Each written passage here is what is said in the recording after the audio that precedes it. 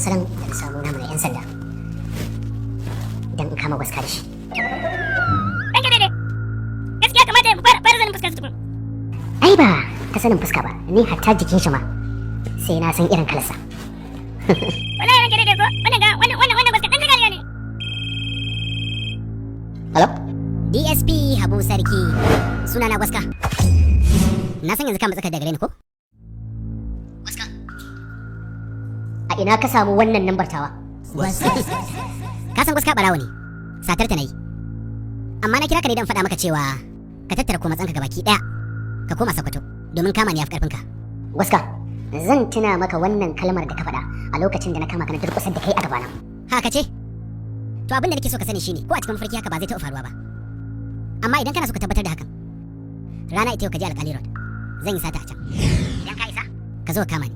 Wannan shine assignment ɗinka na farko.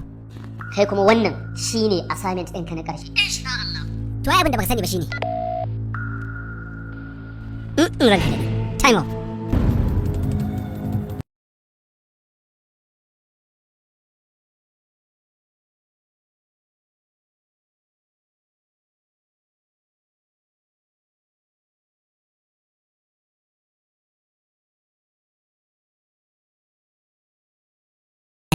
Is a former Senate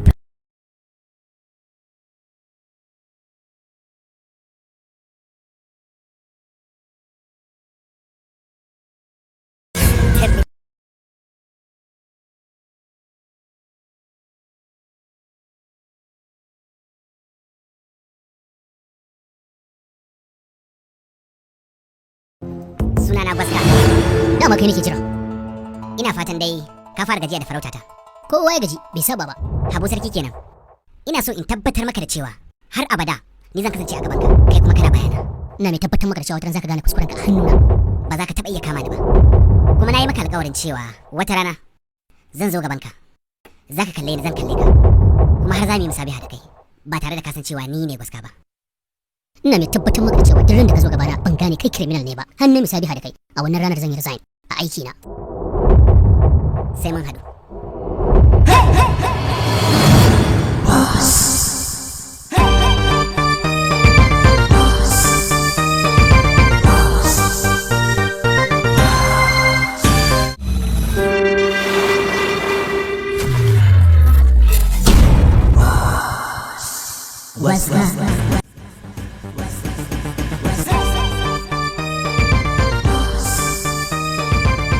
cewa da yawa akwai a cikinmu wasu 'yan ta'addan da za su so su yi amfani da wagga dama. No, kaka sa 'yan ta'adda, ka sa al'umma. Saboda kaga 'yan ta'addan nan bai ba, ka sa al'umma. Na sani cewa da yawa a cikin al'umma akwai masu son zuciya da za su je su ta ɓannata kayan gwamnati. To ku sani fa, idan kun ɓannata kayan gwamnati, a cikin kuɗin ku na gwamnatin za a ɗauka a yi gyaran wannan abin da kuka ɓata. To waye gari yawa kenan, waye asara? Mu ne nan muka yi asara. Na sani cewa da yawa a cikin al'umma mu akwai masu son zuciya, an yi sace-sace, an yi ɓannace-ɓannace. Amma kuma ku sani, wa gari ya waya a cikin kuɗin mu dai na gwamnati za a ɗauka a je a gyara wannan ɓannar da muka yi. Har yanzu dai muna nan jiya yau. Shawara gare mu ƴaƴa mata ko kuma in ce mata ƴan uwana, idan muka yi la'akari da wannan zamanin da muke ciki, ƴan matan da suke waje sun fi waɗanda suke gidan aure yawa. Sai ka ga yanzu a wannan zamanin ga matayen da suke cikin gida ba su gama wadatuwa da abubuwan da ya kamata ba, sannan na wajen su ma ba su samu mazajen aure ba. Shin laifin wane ne? A'a, ki sa wannan. Wasu matayen suna samun mazajen da suke son su da niyyar aure, amma saboda suna da buri mai ƙarfi, sai su bijire su ce su sai wanda ya fi shi.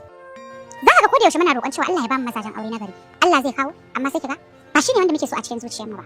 Sau da yawa a cikin zukatan mu za ku ga abubuwan da muke so ba shine alkhairi ba. Zabin da Allah ya mana shine alkhairi. Saboda haka ƴan uwana mata ya kamata cewa muna lura da abubuwa da yawa. Sannan kuma mu kula wajen ɗora mu mazajen mu nauyi akan abubuwan da ba za su iya ba. Nice, mun samu ba. Kiro ga abin da muka dauka. Wow, wannan aikin random bidiyo ne. Allah nake gawa. Mu je. Yan sanda, sojoji, NIA, NDLEA, Civil Defense, Custom, Immigration, Warders, duka gwamnati ta san da zaman su kuma suna aiki a ƙarƙashin ta ne ba ta da wasu jami'ai sama da su. Amma wasu lokuta muna suya ne muna mantawa da albasa. Kalilan daga cikin su ne muke iya girmama kakin su. Wannan aiki na kuke gani ba fa karamin aiki bane. Mu gayyato Dr. Hashim. Sai sa ku gani na kira ku na ce ya kamata dukkan mu haɗu. Ni sharing idea. A gaskiyar magana idan har muka gayyato Dr. Hashim cikin wannan tafiya, to za mu samu abubuwa da yawa, sannan damammaki za su ƙara samuwa a cikin mu sosai. Haka ne. To amma dakta ba ɗan siyasa bane. Sa'annan ba ɗaya daga cikin 'yan siyasa. To ne irin gudunmawa kuke tunani zai iya ba mu dangane da zuwansa? Ummi kenan, ba za ki gane bane, amma akwai alfanu da dama muddin Dr. Hashim ya amince da bukatar. Ina ganin Jafar kawai za mu yi abin da suka bukata. Za mu rubuta lata. Abin da yake cikin lata shine zai bashi damar zuwa ko aka san haka. Ya. Magana ta kai. So, yanzu note rubuta mishi lata. Why not mu typing? Sai mu tura mishi ta email address ɗinsa. Idan ya bamu approval, shikenan sai mu ɗora daga inda muke tsaya. Gaskiya ne hakan ya gaskiya. Kin ga yanzu aikin ki ne kenan Ummi. Fata mu. Insha Allah zan yi. Fadila ya kan? Shikenan. Allah ya ba mu sa'a. Allah ya samu dace.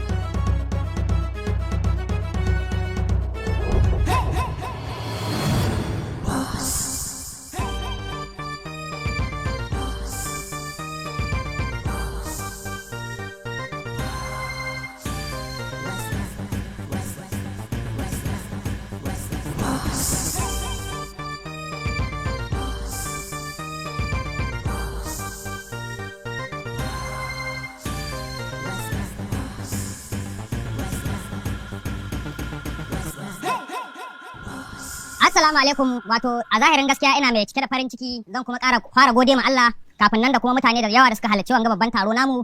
Sannan na biyu zan ƙara gode ma Dr. Hashim bisa ga abubuwa da yawa da suka yi mai yawa kuma ya yarda ya halarci wannan taro namu mai albarka dan ƙara buɗe mana kai da kuma bayyanar da mu gaskiya da kuma abin da gaskiya ta kunsa. So sai mu ƙara gode mishi, Allah ya saka da alheri.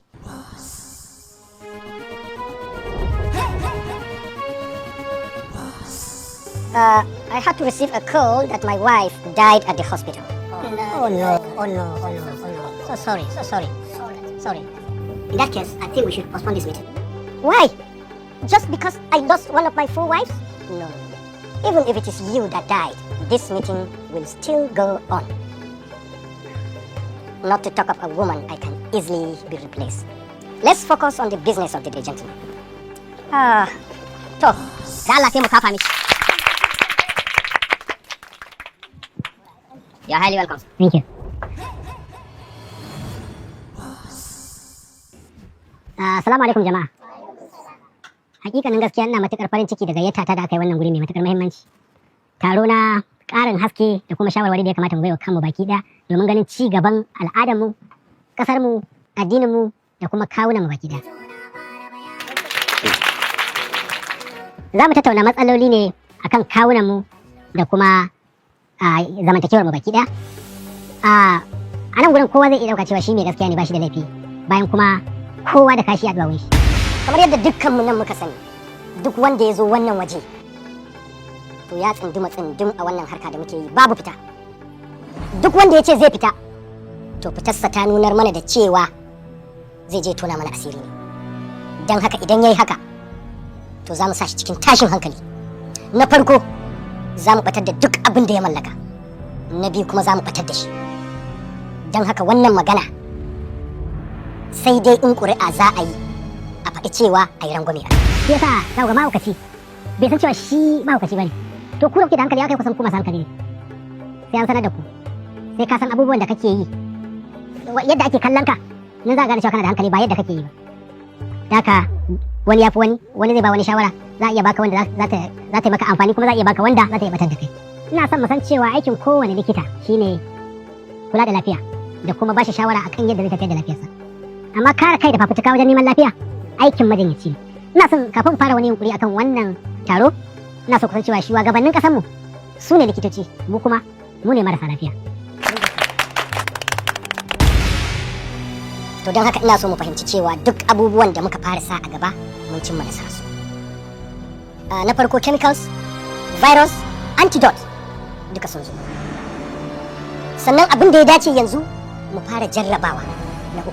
Dan mun yi na ɗaya, mutum na ɗaya ya mutu. Na biyu ya rayu. To yanzu za mu yi ƙoƙari mu ga cewa abin nan da za mu yi mutum na uku yaya zai kasance. Don haka yanzu za mu yi ƙuri'a ta ƙarshe domin aiwatar da wannan shiri. Kafin a ci gaba da ƙuri'a, ya kamata a yi bayanin cewa abin da ya sa mutum na farko ya mutu. It is not important. Since the second person is getting better, it's not necessary. Kasar mu ta dade da mantawa da sunan wannan kalmar. A kullum mafarkin mu shine cewa kasar mu za ta gyaru, za mu samu ci gaba. Komai zai zama labari. Amma kuma kowace rana, kowane sati, kowane shekara da yanayin ci bayan da kasar mu take fuskanta. A bangaren gwamnati kuma, tun daga matakin kujerar kansila har shugaban kasa, kowa yana fitowa ne da zumman canza yadda ake tafiyar da kasar. Amma daga lokacin da dama ta samu sai lamarin ya sauya fiye da yanayin da ake a baya. Maimakon a samu ci gaba, sai dai a samu ci baya. A ɓangaren malaman addini daga cikin addinai kala-kala, tunatarwa ake tukuru da kuma jajircewa. Akan yaya za a yi ƙasa da mutanen ƙasa da zauna lafiya, amma kuma kullum yadda kasan feta ake ƙara watsawa. Akwai ƙungiyoyin sa kai, ma'aikatu, hukumomi na musamman da ƙungiyoyin duniya suke kafawa domin sanya idanu da ba da taimako na musamman ga kowace ƙasa. Ba haka bane. Ni na san dalilin da yasa mutum da farko ya mutu. Saboda haka kuma ya kamata a faɗa don ku sani. Very well then, gentlemen. I think we need to hear everything since everybody needs to know what has happened. Okay? Of course. Yes. To, mutum na farko ya mutu ne sakamakon rashin kawo maganin da wuri.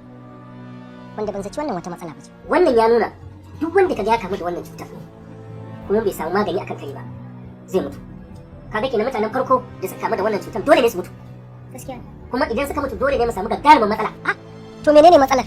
Matsala ne. Mutum ne kana mutu. Da giya da yau da gombe. Wani rashin lafiya ka mutu. Wani bom ka mutu. Wani hadarin mota. Saboda haka mutu nawa ka mutu mana in ma ka mutu na ruwanka. Abu da muna so saka samu. Alhaji, this is none of our business. You mean that we should stop this project? Alhaji, if you want talk, make you talk sense. Amma idan muka juya baya, za mu ji cewa gara jiya da yau. Don haka, ni Dr. Hashim mai gaskiya na faɗa kuma zan ci gaba da faɗa. Zanga-zangar zage shugabanni, surutai gami da yaɗa jita-jita babu abin da zai gyara sai dai ma ya ɓata. Idan kuma gyara muke bukata, mu ne da kanmu za mu gyara domin babu wanda ya ɓata sai mu. Mu cire cewa akwai wata zanen tutar jam'iyyar da za ta iya fitar da mu daga cikin halin da muke ciki. Mu cire cewa akwai wani shugaba da zai zo ya gyara abin da miliyoyin al'umma suka bata. Shekaru kaɗan baya muna ɗaukar yankan aljihu ko sane a matsayin gagarumin laifi. Kafin abin ya juya zuwa sata. Kana cikin gidanka za a haura a nuna maka makami a kwace maka kuɗinka. Daga baya sai abin ya koma fashi da makami. Tsakiyar rana za ta rika kan hanya a karɓe maka dukiya. Daga nan kuma sai ta'addanci ya barki. Boko Haram ta billo. An rasa rayuka tare da wasu manya-manya masu muhimmanci a cikin al'umma. Tattalin arzikin ƙasa ya ƙasa. Kwanciyar hankali da zaman lafiya ya ƙare. Daga bisani sai kidnapping ya gudu kai. Ta yadda ya addabi talakawa, attajirai da kuma manya-manyan 'yan kasuwa. Kun san dalilin faruwar hakan? Rashin kishin kai. Kuma duk wannan yara kai ne akan mu. This is rubbish. The more it kills people, the more government puts the money. Ni ba haka nake nufi. Abin da nake nufi na ce a dakatar da komi. A samar da hanyar da za a lallaba mai cutar har ya kai tsawon wata ɗaya bai mutu ba. Kaga kenan wanda duk ya kamu da wannan cutar za a samu masa da magani tun kafin ya mutu. Wannan shine abin da nake nufi. Yanzu ƙuri'a za mu yi akan wannan. Waɗanda suke so a yi abin nan su ce yes. Waɗanda ba sa so su ce no. Dr. Afolabi, yes. Kaifa? No, I say no. Yes. Kaifa? Yes. Yes. Yes. Kaifa? No. Don haka ni ma na ce yes. Yes ta yi rinjaye za a yi wannan harka. Kuma wannan shine ƙarshen wannan zaman.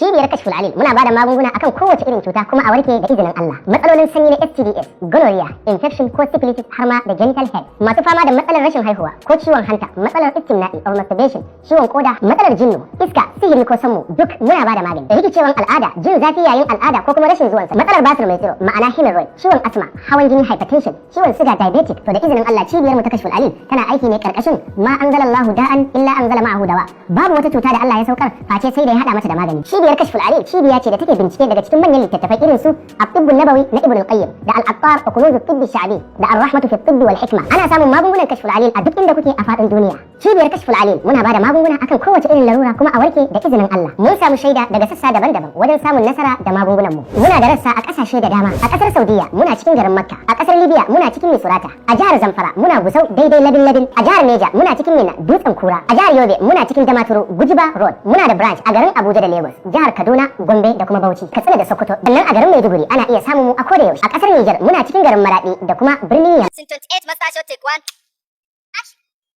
Me yasa kuke so ku dinga raba min hankali? Kuna yi da ku dinga faɗa a kaina ba kuna jin daɗin haka fa. Gaskiya yaya bai kamata hakan. Abba Nasiru ba ki kamata ki wannan ta zafi ya kamata ka shigo dan Allah. Ka bata mana sai da Allah. Wai ne kira mun kare? abadan Allah sorry da Allah gaskiya ba zan iya ba nemo ni ka iya ba me yake damun ka ne?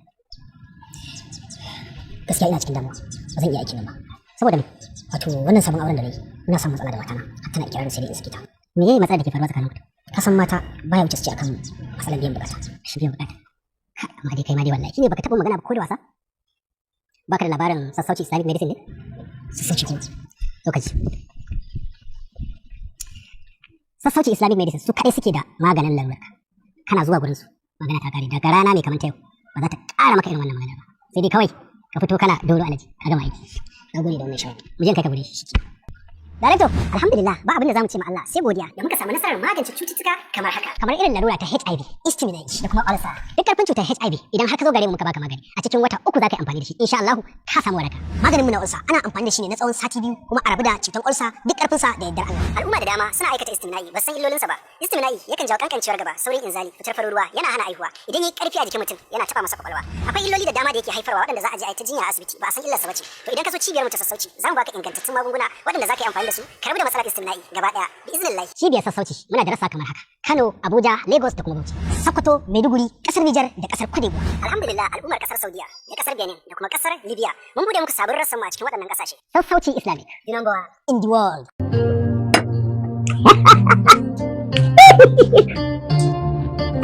Yawa. Godalla. Wallahi ina kallon wani shiri da ke gaba ta kare. Zo ki shi mun da ta Allah ne.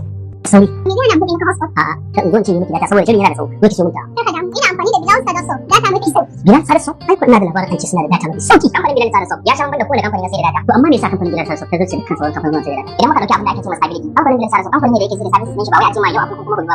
Ko da yaushe in ka zo sayan data ko wani abu ko wani service da muke sayarwa a kamfanin za ka samu wannan service din kuma cikin aminci kuma immediately lokacin da ka buƙaci wannan service. Wani lokacin za ka sa kuɗi a wani kamfanin amma kuma sai ka buƙaci a da maka da wannan kuɗin amma sai ka ga abin yana ta baka wahala amma kamfanin Bilal Sadaso idan ka sa kuɗi kuma za ka iya cire kuɗin ka bayan ka sa in ka buƙaci da wani hidima da rayuwa da shi. Kamfanin Bilal Sadaso data kai take sai da amma hajar Bilal Sadaso za ku iya siyan katin waya idan ka iya ta cash za ka iya recharge na DSTV, GoTV, StarTimes da sauransu. Ma'aikatan mu na aiki awa 24 a kowace rana domin farin cikin abokan cinikayyar. Bugu da ƙari a kamfanin Bilal Sadaso muna buɗe website na sai da data da sauran duk wani irin website da kuma application saboda mutane 500,000 suna amfani da datar Bilal Sadaso. Ko menene sirrin? Muna da customer sama da 500,000 tabbas ba da yake ba. Sannan ko da yaushe Usman na zuwa. A kula a daunan waya na customer Bilal Sadaso kawai a cikin application din Bilal Sadaso. Haka kuma link na website din Bilal Sadaso ya kasance da www.bilalsadaso.com. Idan kuka ga wani sauyi ko wani ƙari a bisa haka ba application ne na Bilal Sadaso ba. Ku yi downloading manhajar Bilal Sadaso a Google Play Store ko App Store. Za ku ga muna da tarin mabiya ko ku ziyarce mu a babban ofishin mu da ke Rini jihar Kaduna. Ko ku same mu a ɗayan ofis ɗinmu da yake a jihar Kano number 2218 Kofar Waika bayan police station da Division ko kuma ku kira mu kai tsaye ko WhatsApp a wannan lambar. Bilal Sadaso.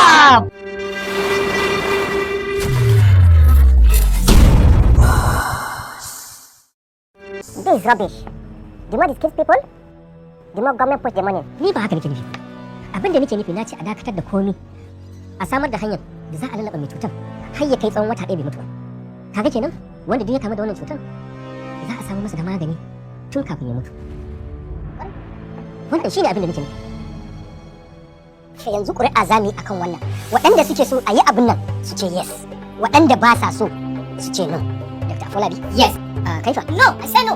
Yes. Kaifa? Yes. Yes. Yes. Kaifa? No, no, no, no. Don haka ni ma na ce yes. Yes ta yi rinjaye za a yi wannan harka. Kuma wannan shine ƙarshen wannan zaman nan. Kafin mu zagi shugabanni akan kowane irin gyara. To mu fara gyara halin. Mu fara yi wa kanmu adalci. Ni magidanci ne. Shin yaya alaƙa ta take da iyalina? A cikin nauyin da ya rataya a wuyana, wanne nake saukewa? Wanne nake wasa da shi? Yaya rayuwar yarana take tafiya? Tun daga kan tarbiyarsa har zuwa iliminsu. Ina suke zuwa? Da wa suke rayuwa? Me suke sanyawa, me suke cirewa? Me suke ci, me suke sha? Shin ina duba halacci ko haramcin inda suke sanya kansu? Idan kuma ni matashi ne ba, yaya nake kula da iyayena? Yaya nake kula da kannena? Ni kaina, yaya nake kula da kaina? Kaso 20 cikin 100 matasan da nake da su sun lalace. Wasu sun zama 'yan daba, wasu sun zama 'yan fashi. Kaso 20 sun zama 'yan jari hujja. Wasu kuma sun zama 'yan zaman banza. Kaso 60 ne kadai a cikinsu. Wasu ɗalibai, wasu 'yan kasuwa.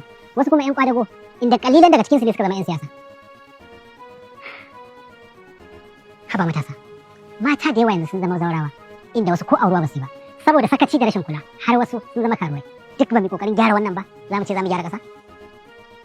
Ku ɗaga wa shugabanni hankali domin gyara? Ku fara gyara kanku da kanku.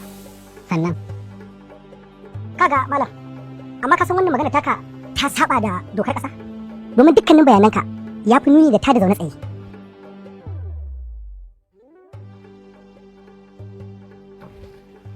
hakan kuma zai iya hasalar da mutane because duk maganganun da kake faɗa yana nuni da cewa mutane suke da ikon gyara ba gwamnati ba. Kaga ko wannan wani salo ne na tada zaune tsaye.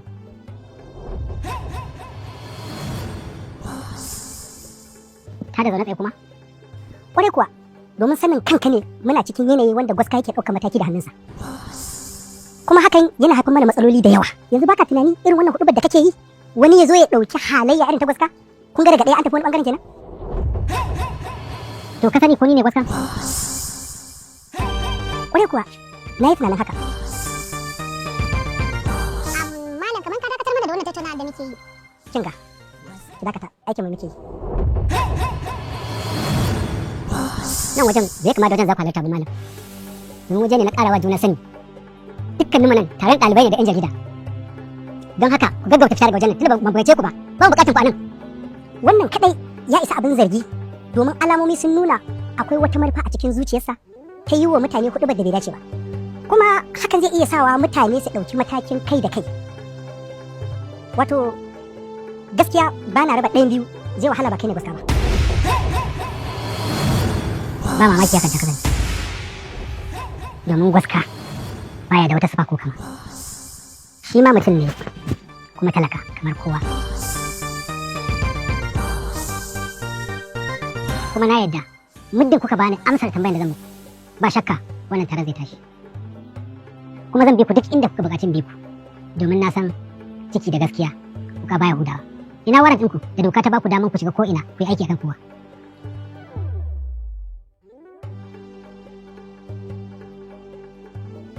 Malam ba ma son tarzoma domin dukkan mu nan da ka gani a zaune a wajen nan wakilai ne na unguwanni sannan kuma wasu daga cikin mu 'yan jarida ne. Kafin mu fara komai a wajen nan to sai da muka shirya. To don haka kamar yadda dan uwa na yi maka bayani ku fita ku ba mu wuri ni abin da ya kawo mu salin alim.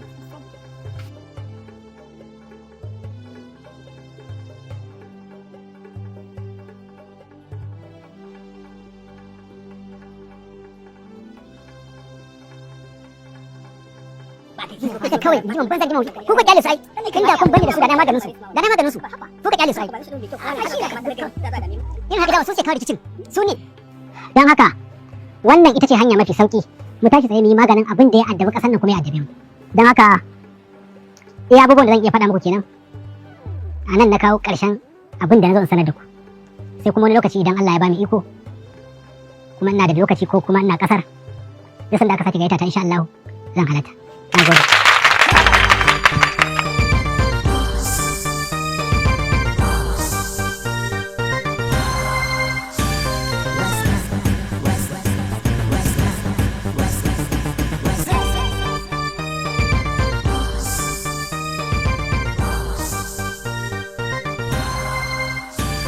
Dakta da Allah in ba damuwa ina so za mu dan je da Allah akwai ɗan dangane da za mu dan tattauna.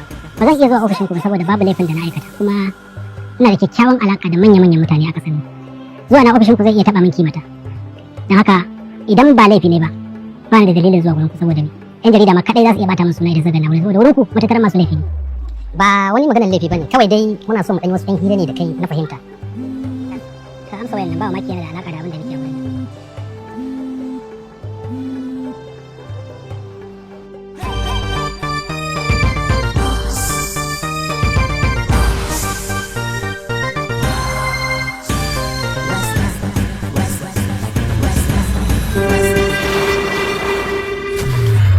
yan jarida ma kadai za su iya bata min suna idan suka ganna wurin saboda wurin ku matattaran masu laifi ne. Ba wani maganar laifi bane kawai dai muna so mu danyi wasu yan hira ne da kai na fahimta. Ka amsa wayan nan ba mamaki yana da alaka da abin da muke a wurin nan.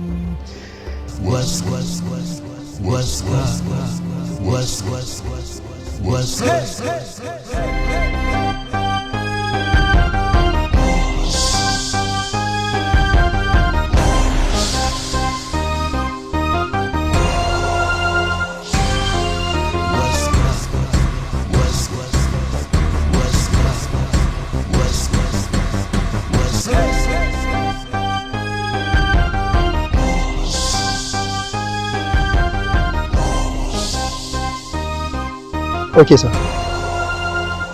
Thank you, sir. Ya kudi doctor, za ka yi tafiya. What? Na gode. All right, sir. So shi ke. All right. Gwaska, gwaska, gwaska, gwaska, gwaska, gwaska. Ku fito da ambulance daga cikin asibitin nan ku tsaya kan Kiwo Road. Okay. Za mu canza mota. Okay, Oga, yanzu nan.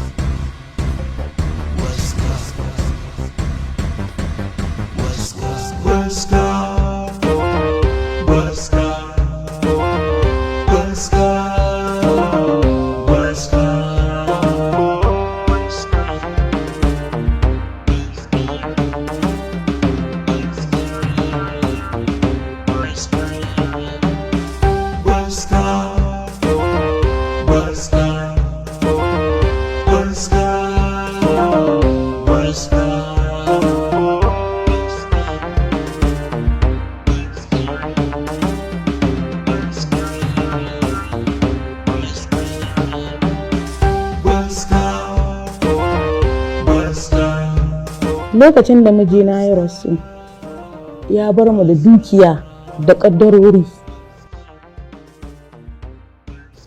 Duba da halin da muke ciki a wannan zamanin, shi kuma yaron da nake da shi bayi da natsuwa da zai iya rike komai.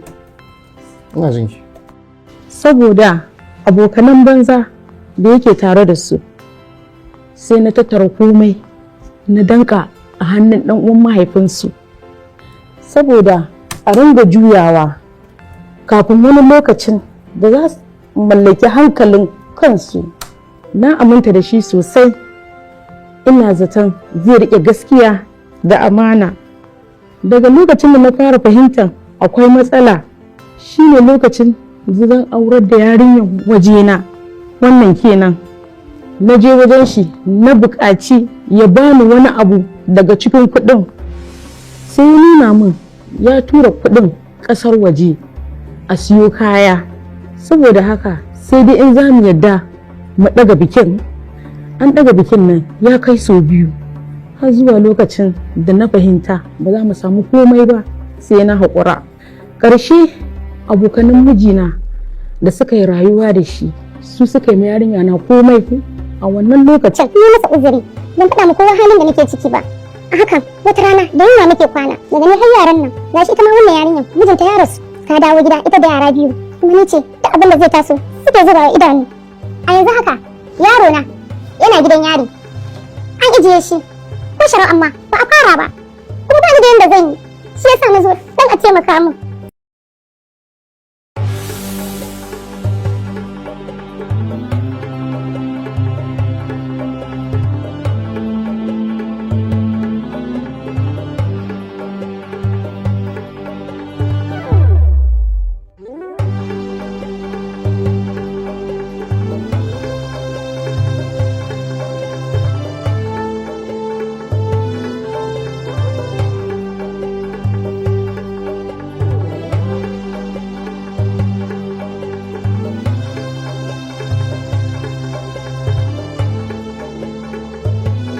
Kai ofisa. Yes sir. Dan ba na guri zan yi waya.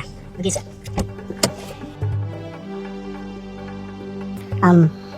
Ki kwanta da hankalinki. Kin ga gidan da kika zo? Kin zo gidan share kuka ne. Babu wanda ya taɓa zuwa gidan ya fita da ba mai wannan ba. Tun da na ɗauki jawabanki, na samu adresin ki da lambar wayar ku. Insha Allah zan kai magana gaba.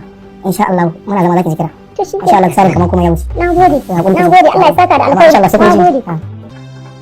Hello da Hashim. Sunana Sanata Almakama. Yanzu don Allah labarin da ka kwasa na ka je ka bai an jarida kai min adalci kenan. Ka sani duk damar da kake da awar kana da ita ko kake takama da ita ni ma ina da irinta. Idan kuma kujera ta kake so kai wa makarkashiya, to ka sani ka je ka sake shiri, ni ma tantiri ne fiye da duk yadda kake tsammani. 'Yan jarida da kafofin yada labarai sun kasance ba kamar yadda suke da ba. Laifukan da kuke aikatawa wato kamar kuna baiwa makiyan ku makamai ne a hannunsu, kuma da irin wannan hujjojin kuke karɓar hukunci daga hanyoyi da dama ta yadda har ku ga mulkin ba ku taɓa jin daɗin kujerar, musamman idan kun ci karo da kuɗi ba da tunasarwa irin na Dr. Hashim. Honorable, ina son ka sani cewa kowane ɗan adam yana da buri kuma yana mafarkin ya ga ya cika wannan buri nasa. Ni kuma buri na shine ta yaya zan hankaltar kuma in faɗakar. Kwata-kwata ni Dr. Hashim tunani na baya ma kanka ballanta na kujerar da kake kai. Ni ba na ma ra'ayin siyasa kwata-kwata a rayuwata. Da ina da interest a kanta, da tuni ni ne a matsayin da kake ba kai ba. Don haka ka bari na yi aiki na, idan kuma ba haka ba komai zai iya faruwa. Dokta, yadda kake ta yunkuri ko kuma kake kwakulo sirrukan mutane kana ba 'yan jarida, kai ma fa mai laifi ne. Kuma kai unguli ce da kan zabuwa. A kwana a tashi, wallahi tallahi za mu saka maka da irin hanyar da ka dauka. Kamar yadda kake kwakulo sirrukan mutane, mu zuba, kai ma zan fallasa naka.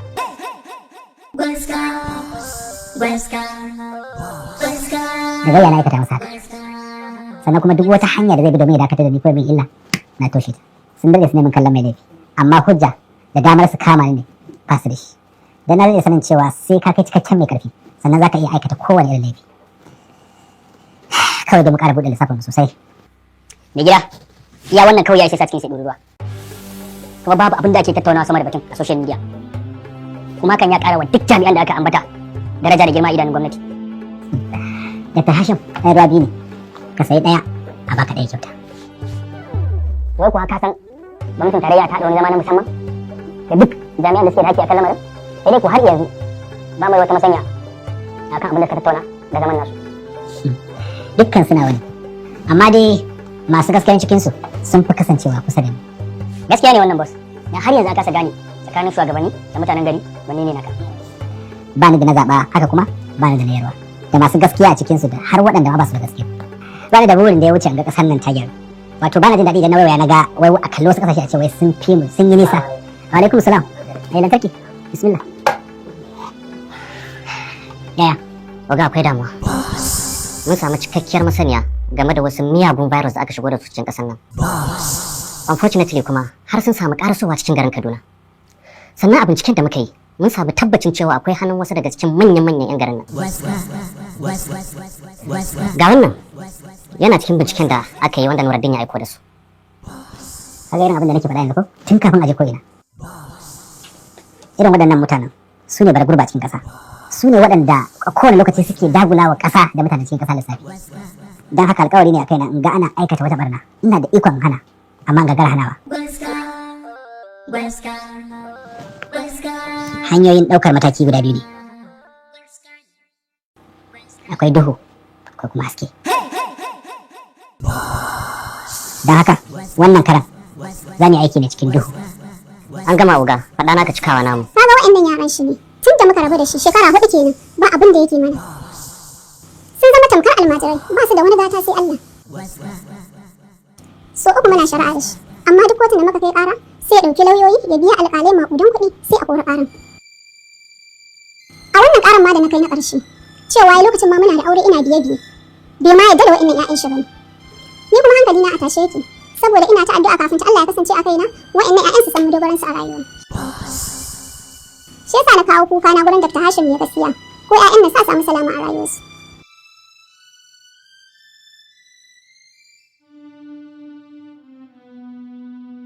Hello? Okay, so I'll get back to you inshallah. I'll call you back. Duk na ji bayananki da matsalolinki. Inshallah zan kai magana zuwa gaban Dr. Hashim. Inshallah na san zai wani abu kai saboda babu wani abubuwa da yake sa gaba ya ga kai karshe akan gaskiya ba irin wannan ba. Inshallah tunda ina da dan akwai bayananki, inshallah za ki ji kira. Wai an saka kuma Allah ya taimake ku. Mun gode. Allah saka alheri. A wuri. Bello, a cikin mutanen da kuka tattauna da su, na matan nan guda biyu ya fi ɗaukar hankali na. Da haka ka tura min bayanansu. Zan duba su in gani zan kuma bullo da hanyar da za mu bi mu taimaka musu. To shi kenan insha Allah za a yi. Allah ya lantarki. A sanar da mutanen ɓoye cewa rana ta 7 kowa ya hallara a gida. Babu lokacin ɓata lokaci. An gama wuga. Da gida, 'yan makarantar nan sun aiko da invitation kuma sun ce 10 ga wata ne. Okay. Ba damuwa ka ba su amsa. Za mu samu zuwa insha Allah. Okay, sir. Bye.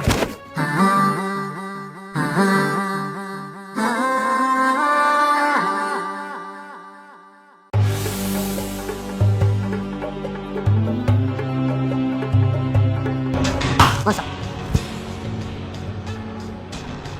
An ce kana kira na shi kan zuwa.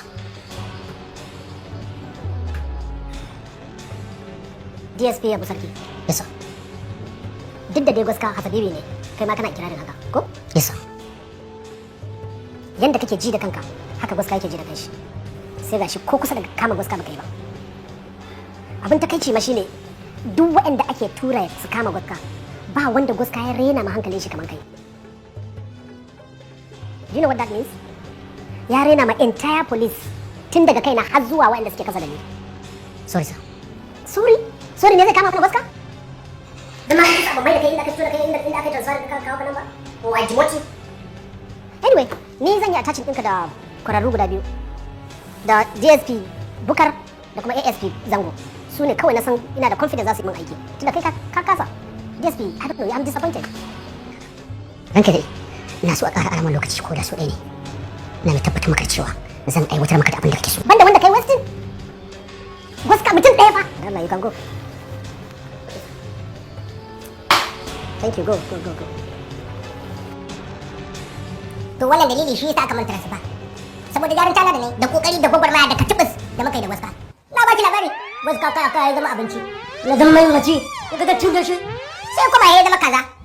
Sai na zama shago. Ka fuka ce kuma waska ya zama ayaba.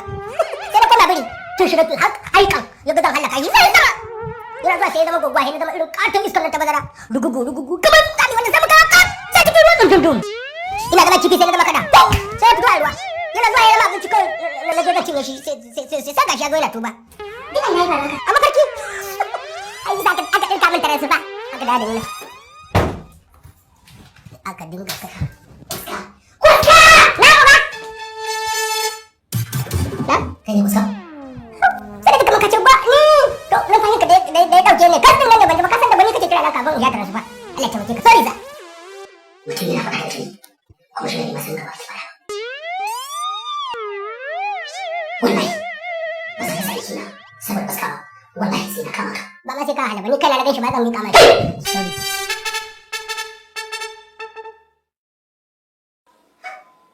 baska aba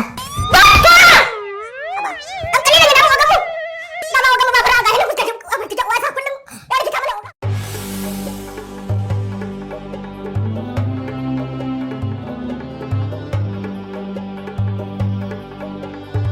Baska ya kai matsayin da duk wani dan sanda a cikin ku ya san shi dan haka ba sai na biya muku waye Baska ba sai dai kun abin da zan gaya muku na dauke Baska a matsayin wani dan karamin kwaro da zan iya kama shi a lokaci guda dan in karawa record ɗina credit amma sai kasance mun da ba haka bane domin Baska in kana tunanin sa a matsayin dan karamin kwaro ya wuce in kana tunanin sa a matsayin dan karamin bera ya wuce in kana tunanin sa dan karamin zaki ya wuce Baska zaki ne kuma in garman zaki saboda haka dole sai mun haɗa kawunan mu baki daya mun yi aiki da junanmu sannan za mu samu biyan bukatar mu abin da muke so ni a gani na akwai sauki ko ba da yawa ba domin kai da yawa an yafa guda daya haɗurinmu da muka yi da yawa nan zai ban fifiko a kansa musamman ma da yake mun kama yan ta'adda ire da yawa fiye da wanda suka fi shi Gwaska yana ji da kansa fiye da waɗannan yan ta'addar da kake magana kansu Gwaska yana ɗaukar kansa a matsayin hukuma ne kamar yadda muke sa kake muke kawo mutum da yanke masa hukunci haka Gwaska yake yanke wa mutum hukunci a kuma yanayin yadda yake so da kaɗana masu tarkuda ta kama shi lallai ka yi underestimate ɗin Gwaska ASP kowane tsuntsu duk wayansa ana iya tsara tarko kuma har ai nasara a kama shi Gwaska dila ne ba tsuntsu bane ka taɓa ganin wanda ya ɗara tarko ya kama dila a ce ma ai in har shi dila ne to lokaci yayi da za a dana ma wannan dilan tarko a ga an kama ta akwai mutum biyu da muke zargi na farko akwai yar jarida wacce take yada al'amuran Gwaska gabaki ɗaya a duniya ake gani kuma muna zargin ita wannan ma yarinyar wacce transfer aka yi mata daga garin Kano ta dawo cikin wannan garin na Kaduna akwai soyayya alaka tsakanin su da Gwaska sai nan abu na biyu akwai wani yaro wanda muna zargin ɗaya daga cikin yaran sa ne kuma wannan yaron nasu na hannun daman sa ne ma bara in nuna muku wasu daga cikin hotunan su don ku tabbatar da haka wannan ita ce sabuwar yar jaridar da aka turo you will be very much surprised ta yaya muka samu waɗannan hoton mun same shi ne daga informa ɗinmu sai nan shi wannan yana ɗaya daga cikin na hannun daman Gwaska wanda shi yake ɗauko labarai ya kawo mata ita kuma idan an kawo mata labaran ta kawo wancan tsohuwar yar jaridar da aka kora daga wancan gidan talabijin din mai suna Jamila saboda haka ita wannan saurat din ita yanzu take yaɗa duk al'amura na labaran Gwaska saboda haka waɗannan mutane guda biyu su ne target mu idan kuka duba cikin wannan hoton za ku ga lokacin da yaron shi Gwaskan ne ya kawo mata information din da yake so ita ta dauka ta yada wa duniya dan a ga abin da Gwaska yake da ka bi wannan hanyar tuntuni to wataƙila da yanzu muna magana wani abu ne daban can ba maganin gwaska ba. Ni ba na ɗauki al'amarin ne da sauƙi amma abin ya buƙafi na. Yanzu za ka yi baje mana abubuwan da ka sani a game da gwaska. Sai mu fita da tsari mai ƙarfi wanda za mu iya kawo ƙarshen shi. Na sani hanyar da zan bi mu iya kama gwaska. Sin 28 Master Show take 1. Me yasa kuke so ku dinga raba min hankali? Kuna yarda ku dinga faɗa a kaina ba kuna jin daɗin haka ba. Gaskiya yaya bai kamata kan ba lafiya ba haka kamata ki wanda da safiya kamata ka shigo dan Allah ka bata mana sai da Allah wai me ke da mun kani abadan Allah sorry da Allah gaskiya ba zan iya ba ni moni kake iya ba me ke da mun kani gaskiya ina cikin damuwa ba zan iya aikin nan ba saboda me wato wannan sabon auren da nayi ina samun matsala da matana har tana ikirarin sai dai in saki ta me yayi matsala da ke faruwa tsakanin ka san mata baya wuce su ci akan matsalan biyan bukata shi biyan bukata amma dai kai ma dai wallahi shine baka taɓa magana ba ko da wasa baka da labarin sassauci Islamic medicine ne sassauci kuma lokaci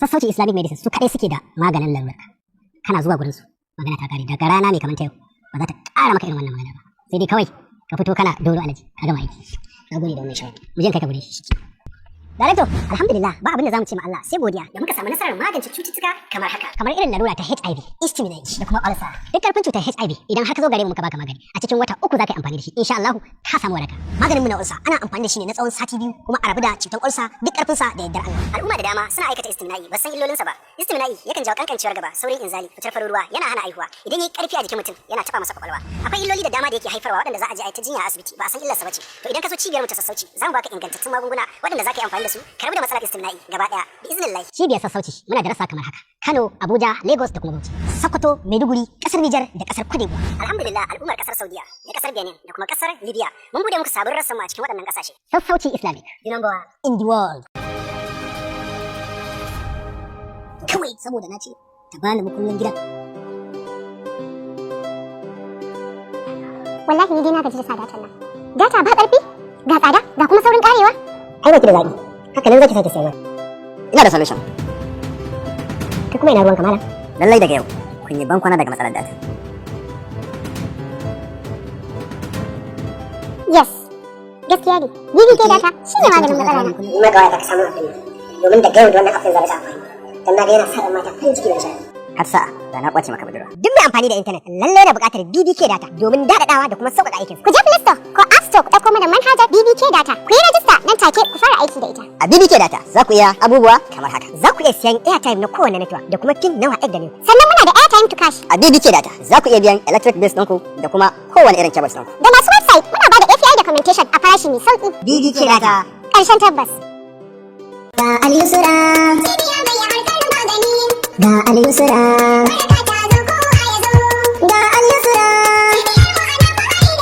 Magungunan musulunci wa ya kai mu bari ya ja da mu.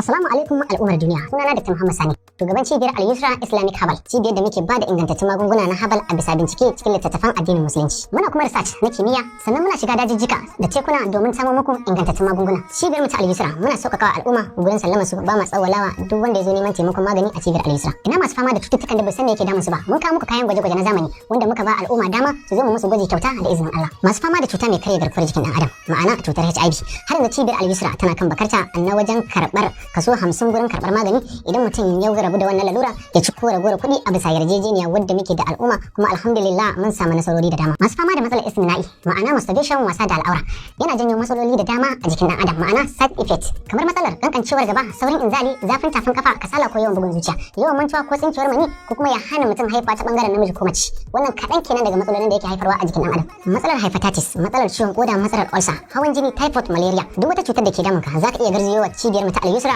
domin neman taimakon maganin ta kai tsaye. Cibiyar Al-Yusra akan iya aika sakonnin magungunan ta a dukkanin inda mutum yake a fadin duniya ya isa hannunsa cikin aminci. A garin Kano za ku same mu akan titin Zurot, a garin Kaduna za ku same mu a cikin garin Maiduguri, za ku same mu a cikin garin Sokoto, za ku same mu a cikin garin Taraba. Haka zalika za ku same mu a Niger, a Maradi za ku same mu a cikin Yamai, a Libya za ku same mu a cikin Trablus ko Misrata ko Sabaha. A kasar Ghana za ku same mu a cikin birnin Accra. Mutanen Cote d'Ivoire za ku iya tuntuɓar lambar mu domin ku ja inda ofishin mu yake. Mutanen kamar da Chadi za ku iya tuntuɓar mu ta wa'annan lambobin namu ta WhatsApp. A kasar Saudi Arabia za ku same mu a cikin garin Makka. Muna godiya al'ummar duniya da yabban magungunan mu da kuke na cibiyar Al-Yusra.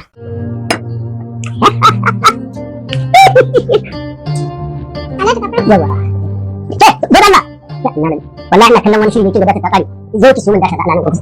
sauri. Me zai na buɗe maka hotspot? A'a, ta in zo in cinye miki data saboda shirin yana da tsawo. Zo ki so minta. Kaka damu, ina amfani da Bilal Sadaso, data mafi sauki. Bilal Saraso? Ai ko ina da labarin an ce suna da data mafi sauki. Kamfanin Bilal Saraso ya sha banda kowane kamfani na sayar da data. To amma me yasa kamfanin Bilal Saraso ta zace da kan sauran kamfanin sayar da data? Idan muka dauki abin da ake cewa stability, kamfanin Bilal Saraso kamfani ne da yake sayar da services din shi ba wai a ce ma yau akwai kuma gobe ba. Ko da yaushe in ka zo sayan data ko wani abu ko wani service da muke sayarwa a kamfanin zaka samu wannan service din kuma cikin aminci kuma immediately lokacin da ka buƙaci wannan service. Wani lokacin zaka sa kuɗi a wani kamfani amma kuma sai ka buƙaci a da maka wannan kuɗin amma sai ka ga abin yana ta baka wahala. Amma a kamfanin Bilal Saraso idan ka sa kuɗi kuma zaka iya cire kuɗin ka bayan ka sa in ka buƙaci da wani hidima na rayuwa da shi. Kamfanin Bilal Saraso data kai kake sayarwa a manhajar Bilal Saraso za ku iya siyan katin waya data card iya time to cash. Za ka iya recharge na GST, GoTV, StarTimes da sauransu. Ma'aikatan mu na aiki awa 24 a kowace rana domin farin cikin abokan cinikayyar mu. Bugu da ƙari a kamfanin Bilal Saraso muna buɗe website na sayar da data da sauran duk wani irin website da kuma application sama da mutane 500,000 suna amfani da datar Bilal Saraso. Ko menene sirrin? Muna da customer sama da 500,000 tabbas ba ya kai ba. Sannan kudi mishi Usman na zuwa. A kula a daunan waya na customer Bilal Saraso kawai a cikin application din Bilal Saraso. Haka kuma link na website din Bilal Saraso ya kasance da www.bilalsaraso.com. Idan kuka ga wani sauyi ko wani ƙari a bisa haka ba application ne na Bilal Saraso ba. Ku yi downloading manhajar Bilal Saraso a Google Play Store ko App Store. Za ku ga muna da tarin mabiya ko ku ziyarce mu a babban ofishin mu da ke Rini jihar Kaduna. Ko ku same mu a ɗayan ofis din mu da yake a jihar Kano number 2218 Kofar Waika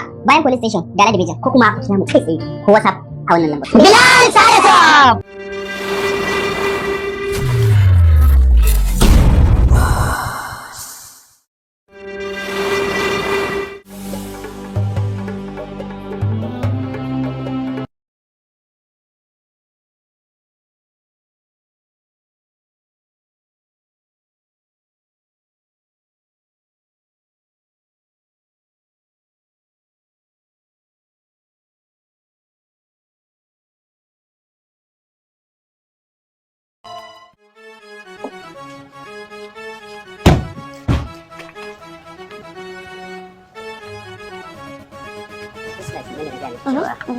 This case ɗin akwai sarki za mu duba cikin gani. Assalamu alaikum. Alaikum salam. Malama Jamila. Sunana ASP Awal Danja tare da abokin aiki na Inspector Ibrahim Hamu. Dala an ba damuwa akwai wasu maganganu masu muhimmanci da muke so mu tattauna da ki. Ban da mu je office ina. To amma shi wannan wane ne? Kar ka damu da shi lawyer nan. To shikenan. Bismillah. Gaskiya kuma? Kwarai da gaske. Kaga malam, kada ku zo har inda nake aiki ku nemi ku faɗa min magana. Ta yaya ku san ina da wani alaka da gaskiya? Ya kamata ku sani duk abin da kuke tunani ba haka bane. Kin ga ke ce ya kamata ki fahimci abin da muke faɗa. Domin muna da tabbacin zargin da muke yi akan haka zai iya tabbata. A zargi ma kuke ba ku tabbatar ba? Sai ku je ƙara tsawon bincike akan zargin naku. Idan har ku tabbatar sai ku zo ku tuhume ni. Amma wallahi muddin ku ƙara zaman da irin maganar nan sai na rubuta akan ku. Sannan kuma sai na nemi haƙƙi na akan neman ɓata min suna da kuke yi. Bisa ni yar jarida ce, ina da damar da zan fiye da duk wani mai laifi domin in samu information. Ga masu laifin da yawa. To amma yana bai barista. Mun riga mun samu izini tun daga matakin sama akan duk wani bincike da zamu yi da ya shafi ishu din Gwaska. Don haka kai lauyanta ne. Don haka kai mana shiru akwai hurumi naka can gaba. Malama Jamila. Abin da kika faɗa gaskiya ne. Haka maganar take. Ba mu da wata hujja amma cikin ɗan ƙanƙanin lokaci in har muka gano je mun barki lafiya sai wani jikon.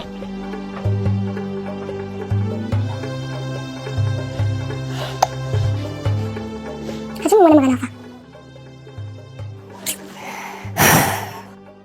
To kamar yadda abubuwa ke tafiya ba haka bane shi da wannan gidan jarida yana da daraja da kima a idanun mutane. Abu dan kalilan kaɗan zai iya ruguza mana komai. Duba da yadda al'umma jama'a suka yi ca kowa idanunsa yake kan wannan gidan jarida. Kaga kwashi idan muka yi wasa za mu biyu babu. MD abin da suke zargi a kai na kwata-kwata ba gaskiya bane. Ni me zai haɗa da wani Gwaska? Kada ka manta a bakin aiki na fa nake. Ai ba laifi bane dan na samu information akan wani criminal da yake wata da ƙasa. Gaskiya ka ɗauki mataki. Ba na san ina ka ya sake faruwa kawai su bani in aiki na. To ai mataki kan ai na riga mun riga mun ɗauka ai. Zartarwa ne kawai ya rage. Amma an ce wadata shuka da bakin buhu. Rike wannan fiye. Takardar mece ce? Idan ke gaya miki. Transfer aka yi miki daga Kaduna zuwa Maiduguri. Transfer aka abin da bai taka ya karya ba? Ya ma taka karan ya karya shi ya rabe shi gida biyu. Wannan shine daidai abin da ya kamata a ci mun ɗauka. Idan ba haka aka yi ba, to gaskiya tubalin da muka daɗe muke ginawa tun shekara 25 da suka gabata za su tashi a iska. Wannan gaskiya ne. Na kike kafa ga hanya kike tafiya. I wish you all the best. Thank you. Wato an gaya maka, lamarin da ya shafi Gwaska zai iya rusa gwamnati ma gaba ɗaya ba ma iya gidan jarida ba. Wannan gaskiya ne. To amma ya labai wai za a iya kawowa wanda za ta mai gurbata. Za mu duba mu gani.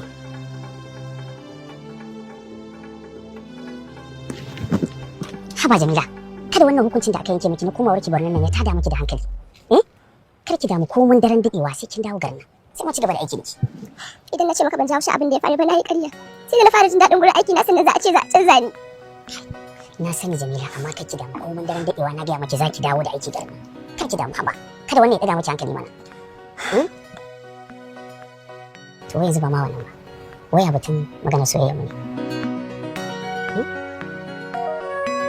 Kin san fa zuciya ta Jamila ta rike tana da kun soyayya ki. Dan Allah ki daure ki bani dama. Jamila.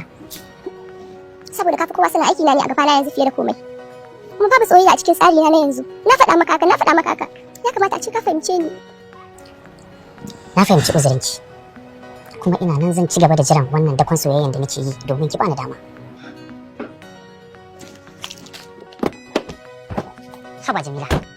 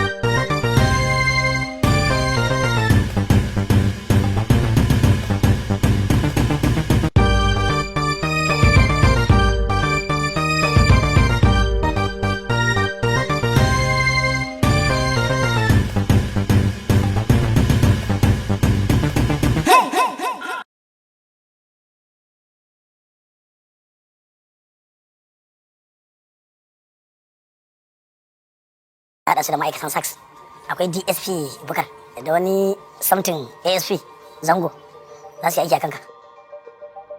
Ai ba ma tsoron kowa daga cikinsu. Sai dai wannan yana nuna mana cewa mu ƙara kula ne. Domin sai mun ƙara lura a cikin ayyukanmu. Dan na san za su zo da sababbin tsare-tsare na farautar.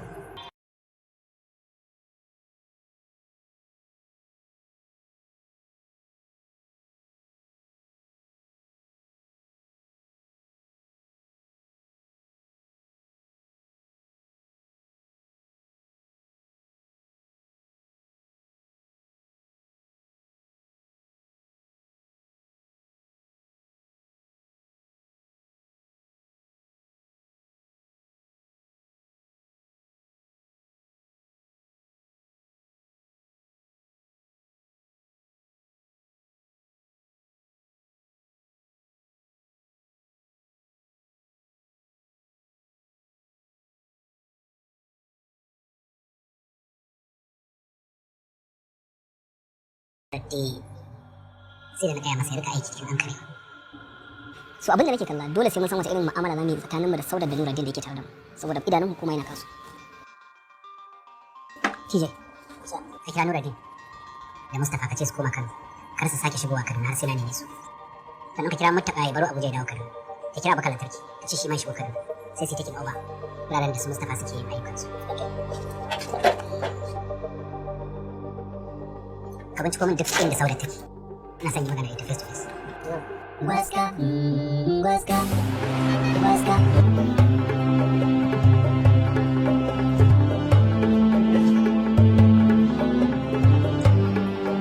Ranka dade. Okay, sir. Okay, sir. Okay. Da gida ya kira. Yanzu. Gwaska.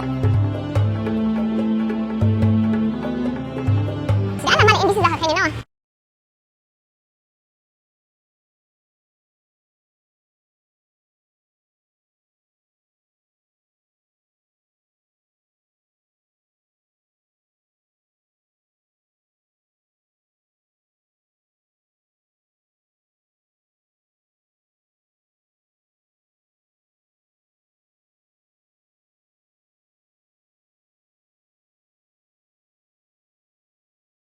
Shegu ne sun san taku.